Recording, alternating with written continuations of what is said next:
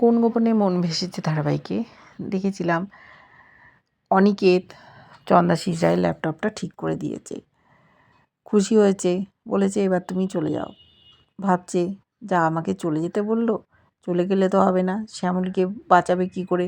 তখন বললো দেখুন একটা কথা বলে যাচ্ছি, এটা যে কোনো সময় আবার ক্র্যাশ করতে পারে। বলছে তার মানে? বললো হ্যাঁ, আপনি বাড়িতে গেলে ওয়াইফাইয়ের সাথে কানেকশান করে আবার ঠিক হয়ে যাবে।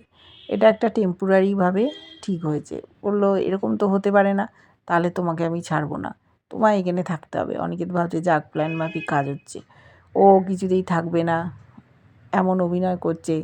গেট বেঙ্গলের কাজ আছে, বললো তোমার যাকে যাকে দরকার তুমি ডেকে আনো, তুমি এখান থেকেই কাজ করো, আমি একটা বড় রুম বুক করে দিচ্ছি। খুশি হয়েছে অনিকেত, চলে গেছে। ওদিকে শ্যামলীকে ঘরের মধ্যে কি করে বাঁচাবে প্ল্যান করছে ধ্রুব।